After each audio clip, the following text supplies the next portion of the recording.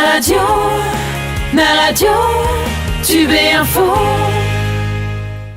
Bonjour à tous, bienvenue, c'est Destination Île de Ré. Tous les jours de 11h à midi, nous allons tenter de découvrir tous ensemble ce fabuleux territoire, notre territoire, qui est l'île de Ré. Guillaume Barny va m'accompagner la plupart du temps. Bonjour Guillaume. Bonjour Nicolas. Tu es le directeur de Destination Île de Ré. Est-ce que tu peux nous parler de cette structure ? Destination Île de Ré, c'est une entreprise qui est toute jeune, qui est née le 1er janvier 2016, qui a repris toutes les activités des offices de tourisme. Nous avons 10 bureaux d'accueil et notre rôle, bien évidemment, c'est d'accueillir les nombreux touristes qui viennent nous voir l'été, et pas seulement, puisque nous sommes ouverts dans tous les villages toute l'année. Et c'est un réel plaisir, Nicolas, de faire cette émission avec Naradio, qui va, je suis sûr, connaître un grand succès pour notre île. Espérons-le. Notre premier invité, vous l'avez choisi à Destination Île de Ré, qui est un peu carte blanche d'un point de vue éditorial. C'est Uniré qui est à l'honneur. Voilà, pour nous, impossible de déconnecter notre terroir et notre destination. Et c'est pourquoi on a demandé à Christophe d'être le premier invité. Les produits du terroir sur l'île de Ré, c'est important, notamment au niveau de la vigne et de la pomme de terre. Quand on a dit pomme de terre, c'est déjà un grand nom, une grande notoriété. La vigne aussi, et Christophe va nous en parler. Christophe Barter, Uniré, qu'est-ce que c'est ? Uniré, avant tout, c'est une société coopérative agricole. Qui dit société coopérative agricole, elle regroupe donc les vignerons de l'île de Ré et les maraîchers de l'île de Ré. Donc deux activités, une activité principale avec les vins Pinot Cognac et la deuxième activité qui est les pommes de terre. Donc la pomme de terre qui est une pomme de terre primeur. Alors qu'est-ce que cette pomme de terre a de particulier avant d'aborder les vins? On verra cela un peu plus en amont dans l'émission parce que ce sera juste avant l'apéro, cette circonstance, mais parlez-nous de cette pomme de terre. Mais la pomme de terre, c'est vrai qu'on est en pleine saison, puisqu'on a démarré donc, nous depuis le 15 avril. C'est une pomme de terre primeur, qui est une appellation d'origine protégée. Cette année, on a fêté les 20 ans de la pomme de terre. Et donc, elle existe depuis 1998. C'est une pomme de terre qui est plantée à partir du mois de janvier et qu'on commence à récolter donc, au 15 avril, 90 jours après. Guillaume ? Oui, alors tu peux peut-être, Christophe, nous donner quelques chiffres sur la production et puis aussi le nombre de producteurs. C'est toujours intéressant de montrer que derrière cette production, il y a des hommes et des femmes. C'est une économie pour l'île de Ré. C'est intéressant d'avoir quelques chiffres. Oui, tout à fait. Au niveau des maraîchers donc, qui apportent à la coopérative, c'est 18 maraîchers pour à peu près entre 1500 et 2000 tonnes de pommes de terre. Il y a un chiffre d'affaires qui oscille autour de 2,5 millions, 3 millions d'euros. C'est beaucoup pour cette filière-là sur le territoire rété. Ça reste une pomme de terre, je dirais, c'est vraiment une niche. C'est vrai qu'au niveau national, on pèse pas très lourd. Mais bon, l'appellation, on est la deuxième appellation, enfin, on était la première appellation en France. Et il y a deux appellations donc, de pommes de terre primeur, et on en fait partie. Donc on fait vraiment partie de cette pomme de terre de niche. Alors c'est quoi ? C'est une petite, c'est une grosse pomme de terre ? Pour ceux qui, comme moi, ne sont pas forcément spécialistes de la pomme de terre, quelle est sa particularité ? Alors c'est vrai qu'on est réputé, on est connu effectivement pour la grenaille. Tout le monde parle de la grenaille de l'île de Ré, qui est un calibre avant tout. Mais on ne fait pas que de la grenaille, bien sûr. Sur une production de pommes de terre, ça représente à peu près 15%, voire 20% au début de la production. Mais effectivement, c'est notre réputation sur la grenaille de l'île de Ré. Alors on la cuisine comment, cette pomme de terre ? À la poêle, avec un peu de beurre, de l'ail Il y a plein de grands chefs déjà sur l'île qui adorent la cuisiner, puisque de toute façon, ça reste le produit local, ça reste le produit de saison. C'est ce qu'on dit, le légume de saison, d'avril au mois de juin, voire juillet. Et après, non, moi je dirais pour la cuisiner, il faut vraiment la cuisiner le plus simple possible. C'est-à-dire, on la fait revenir, on la fait cuire à l'eau, et puis après juste avec un peu de sel, de fleur de sel de l'île de Ré, bien sûr, et puis une pointe de beurre. Comment toi tu la cuisines à la maison ? Alors moi, c'est exactement comme ça, je la mets au four. Je la coupe, même grenaille, je la coupe, je la mets au four avec des fois un petit peu de salicorne aussi dessus. Bien sûr, la fleur de sel de l'île de Ré, et les enfants adorent. Voilà, ça c'est mieux que les frites. Oui, justement. C'est mieux que les frites. Les gros formats, on peut les faire en frites ou... On peut éventuellement. Après, ça dépend des variétés, parce que c'est vrai qu'on n'est pas toujours sur une pomme de terre qui est fritable. Mais effectivement, des grosses pommes de terre, les faire revenir au four et tout, là, on se régale quand même aussi. Ouais. Comment vous vendez au sein d'Uniré, au sein de l'île de Ré, comment vous vendez votre pomme de terre ? D'un point de vue purement commercial, marketing, comment vous faites pour faire connaître votre marque ? Alors déjà, bon, comme je dis, bon, il y a cette appellation qui est pour nous très importante parce que s'il n'y avait pas l'appellation d'origine contrôlée, protégée, je pense que la pomme de terre n'existerait plus sur l'île de Ré. Voilà, il y a cette appellation, il y a ce métier quand même qui est quand même très particulier. Ça demande beaucoup de professionnalisme de la part de nos producteurs. Et derrière, effectivement, on arrive à obtenir ce produit. Donc effectivement, après, c'est du marketing. Hein, de toute façon, on communique puisque c'est une pomme de terre qu'on vend dans toute la France. On communique un petit peu, même beaucoup, sur les 6 premiers mois de l'année pour dire, voilà, on va revenir tous les ans, il faut ralimenter un petit peu parce que c'est vrai que quand on est sur un produit qui est saisonnier, voilà, il faut rappeler à tout le monde qu'on va revenir. Mais quelque part, on est quand même attendu. Ça, c'est ça qui fait plaisir aussi. C'est que dès le mois d'avril, il suffit qu'on ait un petit peu de retard et on s'aperçoit qu'il commence déjà à y avoir de la demande parce que les gens attendent ce produit dès la mi-avril. Combien vaut un kilo de pommes de terre de l'île de Ré? Est-ce qu'il est bien plus cher que d'autres pommes de terre? Alors après, c'est pareil. Bon, si on parle un petit peu prix, c'est vrai que sur les premières, elles peuvent paraître très chères. Pourquoi? Parce qu'effectivement, c'est des produits qui ont été plantés souvent à la main, arrachés à la main, et beaucoup de travail dessus. Donc c'est vrai chez vous, on n'a nullement recours à la machine pour récolter? Comme j'ai dit au début, à la main. Et après, effectivement, dès qu'on avance un petit peu dans la saison, où on commence à avoir un petit peu de tonnage, là, effectivement, il commence à le ramasser à la machine. Mais alors, d'un point de vue purement technique, je suis désolé, mes questions peuvent vous paraître totalement idiotes, mais je suis un novice en la pomme de terre. Mais quel est l'intérêt de ramasser à la main en début de saison plutôt qu'à la machine d'entrée? Ce qu'il faut savoir, c'est qu'au début... Pour faire les photos? Non, c'est pas...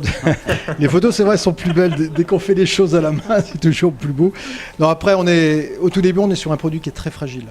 Donc, qui dit fragile, automatiquement, on ne peut pas ramasser ça avec des machines. Donc, c'est vrai que nos producteurs ramassent ce bijou, je dirais, à la main. Voilà. Alors, comment ça se travaille tout au long de l'année? On sème, après il y a des traitements à faire, enfin expliquez-nous. Oui, alors au niveau, le départ si vous voulez, bon, on reçoit donc les semences, hein, ce sont des plants, hein, ce sont des pommes de terre, que l'on va mettre en germoire. Et en germoire, après on les laisse à peu près 1 mois en germoire. Donc il faut de la chaleur, il faut de la lumière, pour qu'effectivement les germes se forment. Et on commence à planter la pomme de terre de l'île de Ré vers le 20 janvier jusqu'au 10 avril. Et là, par contre, en fonction, je dirais, du calibre de la pomme de terre, on plante déjà les plus grosses et après on avance avec les calibres les plus petits, parce que souvent les plus grosses sont quand même les plus robustes, hein, parce qu'on a quand même des hivers qui sont peut-être pas froids mais rudes, le vent, la tempête, des choses comme ça. Donc il faut vraiment des variétés qui soient assez rustiques, qui tiennent bien au niveau de la saison. Quel est le sol pour qu'on ait une bonne patate, bonne pomme de terre? Faut peut-être pas dire patate, je sais pas, vu que c'est une appellation. C'est ça. Non, j'ai pas eu. C'est moi pour le coup qui vais finir avec une patate si ça continue. Il va me violenter. Mon regard a dû suffire. Nicolas s'est repris, donc tout de suite j'ai pas à reprendre, tout va bien. Mais non, effectivement, ouais, sur la pomme de terre, la question c'était quoi? Le sol. Le sol, oui, pardon. Quel sol faut-il pour faire une bonne pomme de terre? C'est bien beau de plaisanter, mais il faut suivre. Ou alors, il faut arrêter de boire un peu trop de vin. Mais on en parlera tout à l'heure. Mais on n'en boit jamais assez, je sais, pour le directeur que tu es. Ça, c'est clair. C'est clair. Non, après, sur les sols, on a un petit peu... Bon, elles viennent dans le sable aussi. La pomme de terre vient dans le sable, mais on a aussi des terres. Et donc, elles viennent aussi dans les terres. Donc ça, il n'y a pas de souci par rapport à ça. Il y a des traitements où c'est totalement bio? On sait que c'est très à la mode, la culture bio. On est sur des cycles très courts, hein, parce que la pomme de terre, c'est quoi? C'est 90 jours. Donc ça veut dire quoi? Ça veut dire qu'il n'y a pratiquement pas de traitement. Hein. Nous, de toute façon, la pomme de terre, dès qu'elle est plantée, on la plante et il n'y a pas de traitement. Après, il peut y avoir éventuellement un désherbant, mais c'est tout. Hein. Il n'y a pas plus de traitement. Et je vous dis, en 90 jours, de toute façon, c'est quand même assez rapide. Donc, il n'y a pas de... On met rien dessus. Alors, désolé d'insister, mais techniquement, si on voulait faire de la pomme de terre bio, est-ce que c'est possible ou c'est pas encore... On sait que tout le monde veut supprimer le fameux glyphosate dans le vin, etc. Mais est-ce que pour la pomme de terre, on a ce souci-là? Le souci, enfin déjà, le point de départ, c'est d'avoir un plan bio. Et ça, on ne l'a pas, parce qu'effectivement, nous, on travaille pour, je dirais, Mais ça viendra, forcément. Oui, après, il faut faire attention aussi, parce que c'est compliqué aussi, mais il en existe des plans bio. Mais c'est vrai qu'au niveau de l'appellation d'origine protégée, on est sur des plants qui sont, comme par exemple Lac Maria, qui est une variété que l'île de Ré, que la coopérative, est les seuls à faire en France.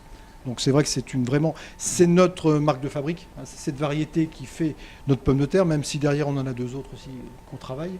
Mais c'est vrai que l'Agnus Maria, c'est une variété qui est historique, qui est réservée à l'île de Ré.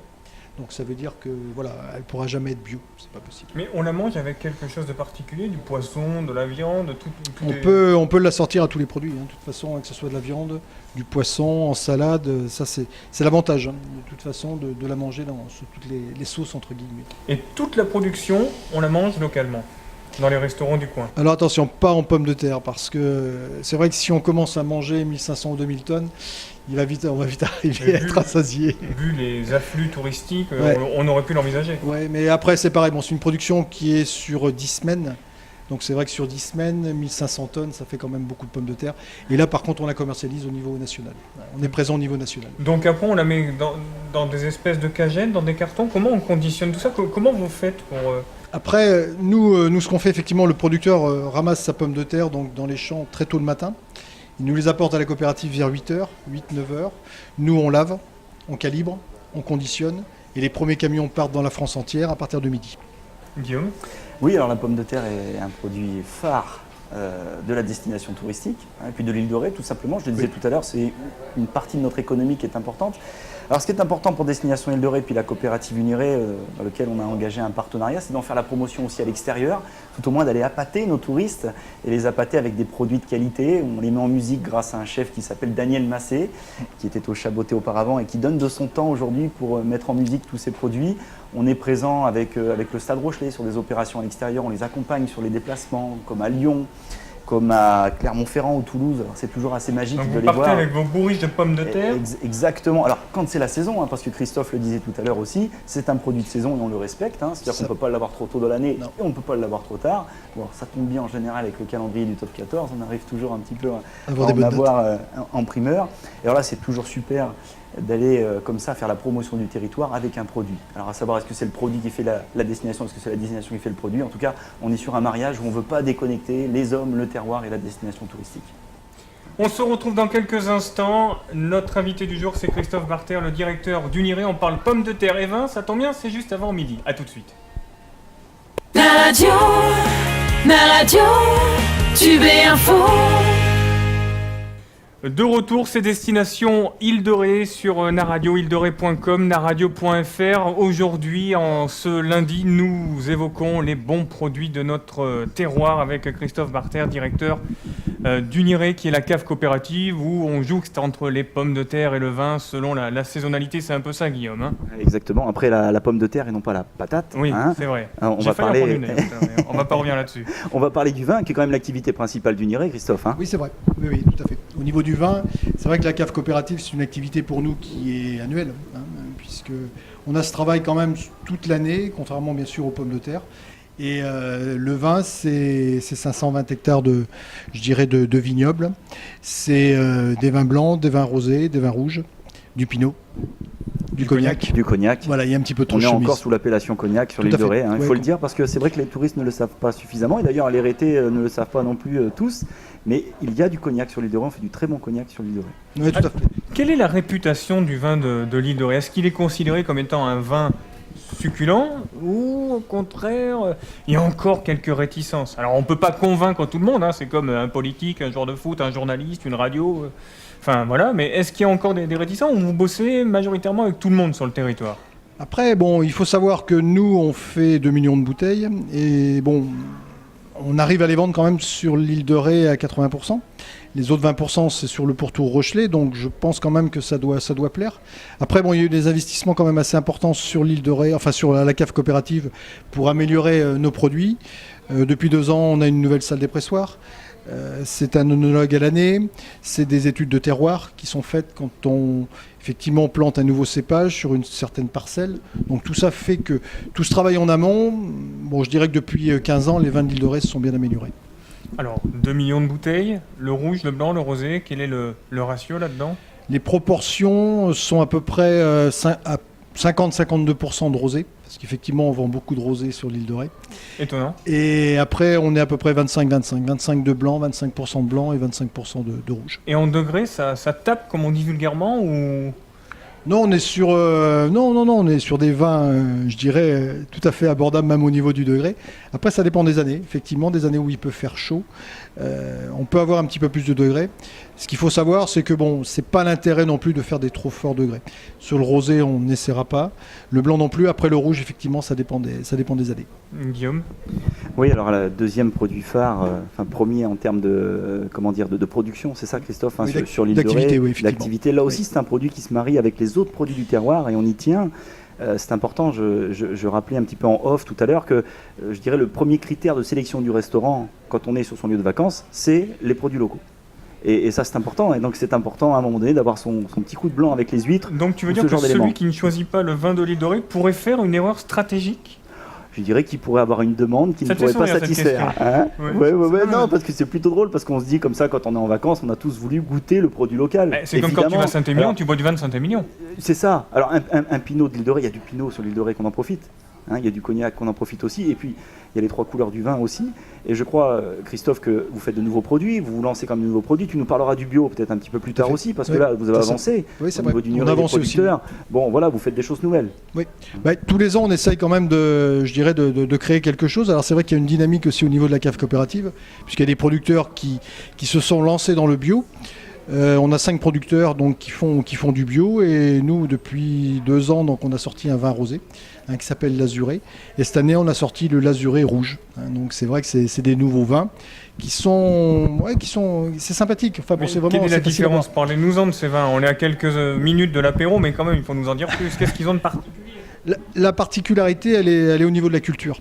C'est vrai que là, au niveau de la culture, ça reste quand même. C'est pas du traditionnel. Je dirais il y a des produits, il n'y a pas de phyto, il n'y a pas d'insecticide, il n'y a pas de choses comme ça de toute façon. Il n'y a pas de glyphosate. Il y a On pas sait de. que c'est l'actualité. C'est ça. Ça te fait sourire, mais on se C'est doit vrai. de poser la question.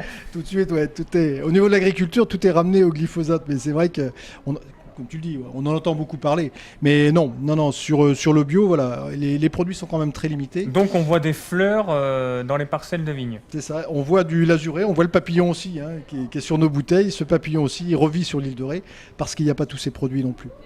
Ça veut dire, Christophe, comment tu vois les choses par la suite? C'est de transformer une bonne partie de la production en bio ou de rester un peu sur le traditionnel?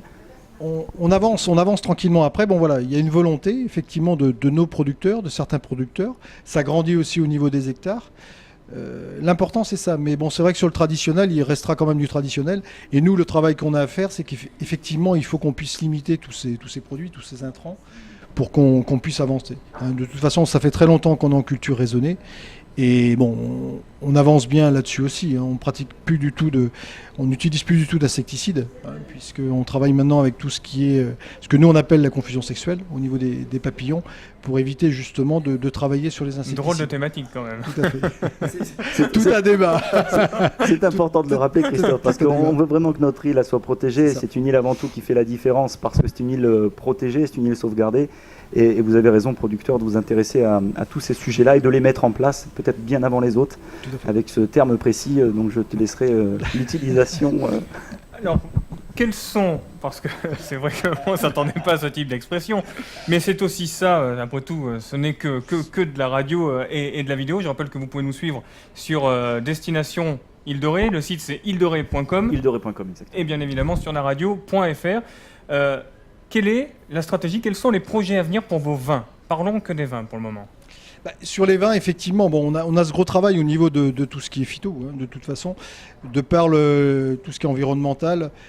On y est poussé, mais on a déjà pris de l'avance, nous, quand même. C'est vrai que sur l'île de Ré, on le sait, c'est un domaine c'est un environnement qui est protégé, qui est très surveillé. Donc voilà, on ne peut pas faire n'importe quoi. Et on ne fait pas n'importe quoi en plus.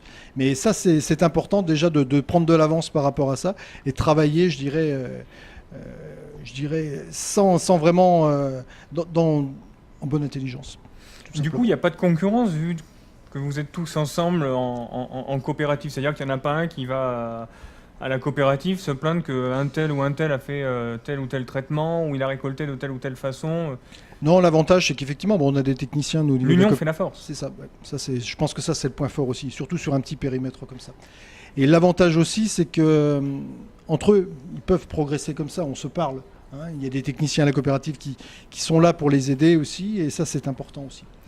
Les viticulteurs du territoire, qui sont-ils? Ce sont de vieilles familles rétaises ou comme à Saint-Émilion, etc. Enfin, pardon pour la référence, mais ou Bordeaux, il y a des pièces rapportées, il y a des acquisitions ou des fusions-acquisitions. Comment ça se passe? Quel est le maillage territorial? Le maillage territorial, bon, au niveau de la vigne et du maraîchage, c'est pareil, parce qu'on retrouve systématiquement les mêmes familles qui font du vin. Souvent, ils font aussi de la pomme de terre. Sur nos 18 maraîchers, il n'y en a vraiment que 2 qui font que de la pomme de terre. Le reste aussi font de la vigne. Mais avant tout, ce sont des familles rétaises. De toute façon, c'est vrai qu'on fait ça de père en fils. On commence à avoir un petit peu d'apport extérieur, mais c'est compliqué, effectivement, de venir travailler sur... Les Chinois? Pas encore. Non, mais On n'est pas pressé. Qatari. les Qataris dans le vin, je ne suis pas convaincu, mais pourquoi pas. On sait jamais. Parlons maintenant du Pinot. Donc vous en faites quoi? Un rouge, un blanc? On fait un rouge, un blanc et un vieux Pinot en blanc. Donc nous, c'est Ilrea. Donc le Pinot, aussi bien rouge que blanc. Et donc on fait un vieux Pinot qui est un 5 ans d'âge. Et puis il y a aussi le cognac. Et le cognac, oui, qui représente pratiquement la moitié des hectares. La moitié de la production passe dans le cognac. Il est distillé, ces vins sont distillés pour faire des eaux de vie. Alors, l'union fait la force, on le disait, pas d'antagonisme, ce qui est plutôt pas mal pour un si petit territoire. La stratégie de commercialisation, tu parlais des 80% vendus ici, 20% en banlieue rochaise et à La Rochelle intramuros, mais vous n'envisagez pas de produire plus pour gagner plus? Après, bon, c'est pareil, on peut pas. On a 520 hectares. Il faut faire attention. C'est pas la peine. Si on est arrivé là avec de la qualité de produit, il faut pas non plus qu'on ait des rendements trop importants, parce que systématiquement, si les rendements sont trop importants, on n'aura pas la qualité. La partie qualitative, on va la perdre. Il faut faire attention parce que tout ce travail, il a été fait depuis des années, et il faut justement limiter ces rendements. Je pense surtout au rouge, où là, il faut quand même se limiter. Tu parlais de Saint-Émilion, et je ne pense pas qu'ils aient des rendements trop importants aussi sur Saint-Émilion. On n'est pas à Saint-Émilion non plus. Mais indirectement, et de par cette décision-là, vous êtes quand même fort, parce que comme dans d'autres grandes villes de vin, plus on raréfie le produit, plus on le vend plus cher. Oui, il y a un peu ça, mais après, voilà, il y a ce côté qualitatif aussi qui est important. Il faut faire attention. Mais les deux vont de pair dans le vin. C'est vrai. C'est un art au final. C'est ça, tout à fait. Guillaume. C'est un peu à l'image de l'île de Ré. Je le rappelle, on vit sur 20% de l'île. Il faut se rappeler de ce chiffre. 80% de l'île est inconstructible. Et quelque part, faire de la qualité sur l'île de Ré, ça a toujours été la marche à suivre. C'est-à-dire ne pas en faire trop non plus, ne pas être dans la quantité, dans la masse pour respecter le territoire. Et c'est peut-être ça aussi au niveau de la vigne. Respecter l'agriculture, c'est aussi pas en faire des tonnes et des tonnes. Ouais, tout à fait. Non, c'est vrai qu'auparavant, il y avait beaucoup plus d'hectares sur l'île de Ré. Il s'avère que on faisait des hectos, c'était des hectolitres. Bon, beaucoup partaient sur le cognac, donc là, c'est pas trop gênant. Mais après, sur les vins, si on veut de la qualité, il faut savoir réduire les rendements aussi. Il nous a mis à l'eau à la bouche, pardon, tu vois, j'ai dû consommer un peu trop de vin. Voilà. Le vin à la bouche. L'eau à la bouche. On se retrouve dans un instant sur ilderé.com, naradio.fr et bien évidemment sur votre radio. C'est la dernière ligne droite. À tout de suite. La radio, Tube et Info. De retour, il est presque midi, il nous met l'eau à la bouche depuis tout à l'heure sur naradio-ilderé.com en compagnie de Guillaume Barny, le directeur des différents offices du tourisme. Ils sont au nombre de 10, mais on aura l'occasion d'en reparler puisque ce n'est que la première émission estivale. Notre invité, c'est le patron, encore un, de la cave coopérative. C'est comme ça que l'on dit ? Dans le micro toujours. La coopérative Uniré. La coopérative Uniré, donc tu nous parlais des pommes de terre, tu nous parlais du vin, du terroir, du territoire, de la façon dont vous bossiez les produits, etc. Quels sont les objectifs en termes de vente quant au cognac? D'abord, parle-nous du cognac parce qu'on n'en a pas encore parlé. C'est un petit produit pour la coopérative ou au contraire c'est un gros produit? Puis après, quels sont vos objectifs? Non, le cognac reste un produit très important de toute façon, puisque la moitié de la production part justement en eau de vie, qui dit eau de vie au cognac. Donc là par contre on ne parle plus de bouteilles, parce que c'est vrai qu'au niveau des ventes de bouteilles, on sait qu'à 97% les ventes de cognac se font à l'export. Donc nous, on n'est pas bien sûr équipé course pour vendre à l'export, donc nous on vend nos eaux de vie, c'est-à-dire qu'on récolte le vin pour faire l'eau de vie, on distille, et après les eaux de vie on les stocke sur l'île de Ré, ou un petit peu sur le territoire cognacé, et on vend après aux maisons de cognac. On est contractualisé avec Camus, les cognacs Camus, une des plus vieilles maisons. Qui est plus vieille maison, la seule maison maintenant familiale au niveau cognac, c'est la 5e maison de cognac. Et ça, pour nous, ce partenariat est important parce qu'en fin de compte, il propage, c'est le cas de le dire, hein, où il parle de l'île de Ré dans le monde entier, grâce à Camus. Et ça, c'est vrai que c'est important au niveau du cognac. C'est une image qui est tout à fait superbe. Alors, pour avoir visité, moi, Camus, la cave, déjà, c'est une visite qui est assez fabuleuse. Oui. Alors, c'est toujours intéressant. On vient de l'île de Ré, on va à Cognac, et là, qu'est-ce qu'on découvre? Le terroir de l'île de Ré qui est mis en avant dans une maison familiale. Et quelle maison familiale? Tu remarquais qu'il dit qu'on va à l'île de Ré, mais il nous dit pas comment il en est revenu. Mais enfin, j'ai dit ça, je dis rien. On n'aura peut-être pas la réponse, mais voilà. non, bon, je le garde pour moi. Et alors, ce qui est assez fabuleux à Camus, c'est qu'on peut faire nous-mêmes notre cognac. C'est ça. Hein, ils ont inventé quelque chose de super. C'est qu'on peut nous-mêmes créer notre assemblage, c'est ça? C'est un blend master. Voilà. Ça Ouais. s'appelle un blend master. Et c'est absolument génial, hein, Camus. Et c'est vrai que le cognac, je disais tout à l'heure, c'est pas suffisamment connu. Ça reste quand même quelque chose qui est incroyablement exporté. Donc il y a très peu de Français qui boivent du cognac et c'est dommage. C'est ça. Parce que ça reste quand même le digestif. Ouais, digestif, et puis Alors, on essaie de le lancer, enfin pas nous spécialement, mais c'est vrai qu'en France on parle de cocktails, hein, à l'apéritif ou des choses comme ça, mais on part de très loin, de très très loin. Donc, Et justement, il fut un temps où il y avait quand même de larges campagnes de com, le cognac Tony avec un peu de Schweppes, c'est ça. voilà, du cognac avec du coca, enfin, est-ce que c'est pas non plus la porte ouverte à n'importe quoi? Moi, je veux bien entendre tout cela, mais ça reste un vrai produit du terroir. Ça reste un produit du terroir. Après, ce qu'il faut savoir, il y a des jeunes cognacs, il y a des cognacs un petit peu moins jeunes et des vieux cognacs. Donc après, il faut adapter en fonction de la consommation qu'on veut faire. C'est vrai que si on le veut en cocktail, on part sur des cognacs jeunes. Et puis après, bon, même à l'apéritif, hein, un vieux cognac, c'est bien aussi. Alors, le cognac, excuse-moi Nicolas, le cognac Camus, il se boit un peu comme un scotch, hein, c'est-à-dire que vous pouvez le mettre au congélateur ou avec de la glace et puis on le boit un peu comme ça. C'est un des best-sellers de Camus. Hein. Oui, tout à fait. Hein. Tout à fait. Donc, avec Île de Ré partout dans le monde, donc ça donne une promotion du territoire, pas n'importe laquelle parce que c'est un produit de qualité. Oui. Et là on retrouve un peu, je dirais, le saveur en Ré, hein, c'est-à-dire à la fois le produit du terroir et puis la dimension destination. Ouais. Excepté qu'il faudrait trouver un agriculteur dans le coin pour cultiver du tabac et faire des cigares de l'île de Ré. Parce que cigare cognac, force est de constater que c'est plutôt agréable. Hein. C'est ça. On a choisi la pomme de terre. Tu me fais peur avec le tabac. Là. Tant que c'est du tabac, ça va. Ouais. C'est sur la pomme de terre, c'est tout. Ouais. C'est vrai que fumer les pommes de terre, c'est un petit peu... Donc la stratégie de com, finalement, il n'y en a pas puisque tout part. Oui, non, il faut juste se faire connaître sur l'île qu'il y a effectivement du vin, du pinot, du cognac. Souvent, les gens arrivent ici, ne se doutent pas qu'il y a toutes ces vignes. C'est vrai qu'on vient sur l'île quelquefois, c'est les pistes cyclables, c'est vrai que ça attire beaucoup, les plages. Mais c'est vrai que les gens sont étonnés de voir toutes ces vignes quand même sur l'île de Ré. On a parlé du vin, on a parlé des pommes de terre, mais est-ce que Uniré a fait un autre produit, va faire un autre produit? Est-ce qu'il est peut-être, je sais pas, question, tu as peut-être une info à nous donner, Christophe, là, il y a un projet. Il y a eu l'asperge, non? Il y a eu l'asperge, Il y a eu l'asperge. effectivement. Ouais. Ouais. Il y a eu l'asperge, il y a eu le chou aussi dans les années... ça s'est terminé dans les années 2000, par manque de bras, je dirais. Hein, donc, Et la salicorne, vous y avez pensé? alors la salicorne se fait hein, sur l'île de Ré, effectivement, il y a des producteurs. Mais ça passe salicorne. On a par des Uniré. producteurs, mais c'est Ça pas une passe pas par- coopérative, ça passe pas par... Ça passe pas par Et la les coopérative. sauniers, vous n'avez pas réussi à les fédérer autour de vous? Mais les sauniers, c'est pareil, il y a une coopérative aussi des sauniers. Ils sont organisés en coopérative. Ouais. C'est C'est vrai ça que l'île de Ré a ça, c'est ce monde de coopérateurs, Tout à fait. plutôt intelligent dans une approche de l'agriculture. De travailler en commun. On est sur des petits territoires, donc il faut mettre les choses en commun, et c'est Mais comme ça est-ce qu'on qu'un progresse. jour, on peut envisager la fraise de l'île de Ré, je sais pas, la cerise, les myrtilles, parce qu'il y a des forêts, donc voilà. Enfin, vous avez envisagé, quelles sont vos perspectives de développement? C'est ultra confidentiel ou au contraire vous n'avez strictement rien prévu? Non, c'est pas confidentiel. Bon après, nos producteurs avant tout, bon voilà, ça reste ce sont des vignerons et ça reste des maraîchers. On reste vraiment sur ces métiers-là. À nous après de faire progresser au niveau des vins. Hein, ça c'est pour nous c'est important de faire de la qualité, de créer des produits et de montrer un petit peu ce qu'on est capable de faire au niveau qualitatif. Alors la coutume, c'est de nous ramener un objet. Donc qu'est-ce que tu as prévu? Alors, ouais. Ça va être un objet incroyable, ne tombe pas, hein. Surtout on va croire que tu as consommé tout cela avant. Voilà, alors, donc, dans le micro toujours, il ne faut pas parler dans la bouteille. Tu vois, on voit l'habitude quand même, il a voulu prendre... En fait, J'ai pris la bouteille, j'aurais dû faire Ne l'inverse. confond pas les deux, hein. Il est malin, il a voulu prendre la bouteille au goulot, ne la casse pas, ce serait quand même dommage.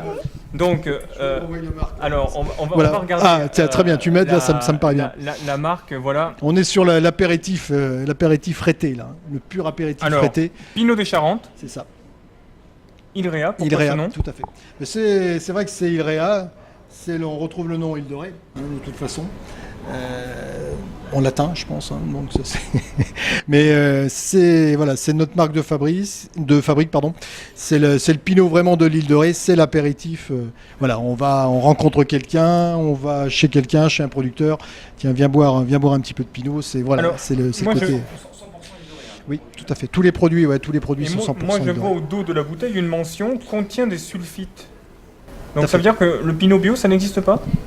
Pas sur l'île de Ré. Effectivement, nous on le fait pas. On fait simplement que les vins, mais le Pinot bio existe effectivement sur le continent aussi, puisque c'est une appellation aussi qui est sur la région de Cognac. Alors le Pinot rouge, avec quoi il se boit? C'est uniquement l'apéro aussi? C'est juste une question. C'est de l'apéritif, ou alors après on peut le boire aussi sur des desserts. Ça se fait aussi en dessert, et le Pinot blanc peut se prendre aussi sur du foie gras ou des choses comme ça. Bon, bien écoutez, si on a une auditrice qui veut nous faire un petit gâteau, on va prendre la bouteille en otage avec Guillaume, puisqu'on ne savait pas quoi manger à midi. Eh bien, ce sera le cas. Donc ça, ce produit-là, on le touche à combien? Enfin, on l'achète combien? Il est autour de 8 €. Voilà, et on le trouve sur toute l'île. Toute l'île. Et à la cave coopérative aussi. Quelles sont les différentes gammes de prix que vous exercez au sein du Niré, entre le vin, le cognac, etc. Les vins sont entre 3 et 6, enfin 4 € et 6,50. Et sur les Pinots, on est entre 8 et 10 €. Ce qui est quand même plutôt raisonnable. Très raisonnable. Ouais, Alors pourquoi nous avoir amené une bouteille plutôt qu'une bourriche de pommes de terre? C'est parce qu'il était plus facile de nous amener une bouteille? Il y a un symbole. Bon, effectivement, ça aurait pu être les pommes de terre de l'île de Ré, mais le Pinot, quand même, c'est l'apéritif Rété. Donc c'est vrai que c'est le symbole quand même de l'île de Ré aussi avec cet apéritif. Comment tu envisages, comment tu vois l'île de Ré dans les mois, dans les années à venir? Comment tu la rêves? Comment je la rêve? Déjà, bon, au niveau agricole, c'est vrai que on s'aperçoit que de plus en plus, ça plante. Enfin, on voit qu'il y a des jeunes, il y a beaucoup de plantations, il y a à peu près 20 hectares tous les ans qui sont plantés. Et ça, quand on circule un petit peu sur l'île de Ré, on s'aperçoit qu'il y a vraiment de l'enthousiasme, il y a des vignerons qui ont envie de réussir. On est là pour les aider aussi, et on voit toutes ces jeunes vignes. Et ça prouve un peu le potentiel qu'on peut avoir aussi au niveau des vignerons et de la cave coopérative. Guillaume? Oui, c'est important, l'agriculture sous toutes ses formes. Et il y a beaucoup d'agriculteurs. Quand on y rajoute les ostréiculteurs, qu'on peut considérer dans l'agriculture, quand on y rajoute les sauniers, on a vite fait à peu près 200 emplois, même peut-être plus sur ces trois activités avec ce qui se passe à Uniré. Donc c'est un métier important qui est pris au sérieux aussi par la collectivité, et qui est pris au sérieux également par Destination Île de Ré. Donc vive l'agriculture sur l'île de Ré pourvu que ça continue. Et justement, vous allez aider des jeunes à venir s'installer sur le territoire? Ça fait partie de vos objectifs, ou vous n'avez pas suffisamment de terre pour cela? Si les terres, si on peut en avoir. D'ailleurs, on est en train de recenser un petit peu toutes les terres, les friches et tout ça pour voir ce qu'on peut faire Il y a derrière. de la jachère sur le territoire ou pas du tout? Si, il y a de la jachère parce qu'effectivement, bon, il y a des terres qui sont devenues non cultivées et automatiquement, on sait qu'après ça part vite Il y a en toujours des friche ou des primes de choses comme l'État ça. qui existent pour cela? Pour planter, oui, effectivement, pour planter de la vigne, il y a toujours des primes France Agrimaire pour planter. Donc un jeune veut plaquer sa vie parisienne ou dans une grande ville, il peut venir s'installer ici. Il aura l'aide du Niré, sans doute l'aide des collectivités ou de la CCI. On aura l'occasion d'en reparler dans cette émission, mais c'est vrai que c'est envisageable aujourd'hui. C'est ça. Après, c'est ce que je dis, on peut l'aider parce que le but, nous, ce qu'on est en train de faire aussi, c'est de créer une société pour justement pouvoir acquérir des terres, pour effectivement essayer d'attirer les jeunes, les aider au départ, et puis après, qu'est-ce qu'on fait? On les lâche. Je dirais, une fois qu'ils ont fait quelques années, c'est eux qui reprennent les terres, et puis on y va comme ça. Mais c'est vrai qu'au départ, on peut les aider. Il y a obligation aujourd'hui, si on veut devenir agriculteur, d'avoir fait un minimum d'études, comme on demande un diplôme pour les coiffeurs, pour les esthéticiennes. On demande un BTS ou un bac agricole, ça existe? Oui, tout à fait. Et après, c'est pareil. Bon, il y a un minimum quand même de gestion à avoir. Il faut faire attention aussi. Et la culture, c'est bien, mais il faut être un petit peu gestionnaire quand même. Ça, c'est important aussi. Aujourd'hui, on parle beaucoup moins de la crise que ce ne fut le cas par le passé. Est-ce que ça veut dire que les différentes filières de l'agriculture française vont mieux, bien mieux? Ça dépend des secteurs. Bon, nous, on a la chance d'être sur un territoire privilégié. Et ça, pour nous, c'est quand même très important. Est-ce que ceux que tu diriges, entre guillemets, est-ce qu'ils s'en rendent compte d'être des privilégiés? Je pense que oui, quand même. Oui, je pense que oui. Finalement, un agriculteur, il est pas en dessous du SMIC à l'île de Ré. Non. Non, on arrive à bien vivre. De toute façon, il suffit de les interroger. Effectivement, on arrive à bien vivre quand même de l'agriculture. Que ce soit en pommes de terre, en vigne. Les débouchés sont là. Quand c'est bien travaillé, on arrive à bien vivre quand même de l'agriculture. Guillaume. Oui, c'est un petit peu la difficulté de l'économie rétais, ce n'est pas une activité linéaire. C'est-à-dire qu'il y a des temps forts et des temps un petit peu plus creux qu'il faut gérer.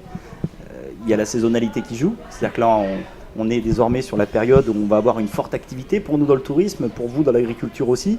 Il faut s'y adapter, c'est-à-dire qu'il faut recruter en conséquence. Et puis il y a des temps morts aussi dans l'année qu'il faut pouvoir gérer. Donc une fois qu'on a, je dirais, ces capacités à bien gérer une activité qui n'est pas linéaire, ça se passe bien parce qu'on vit particulièrement bien sur l'île de Ré quand même.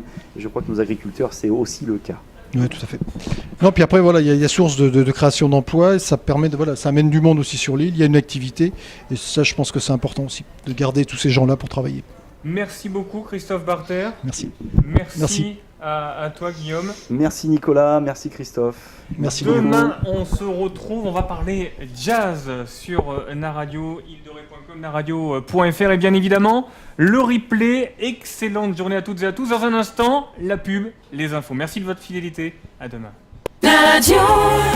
Naradio, Tube et Info.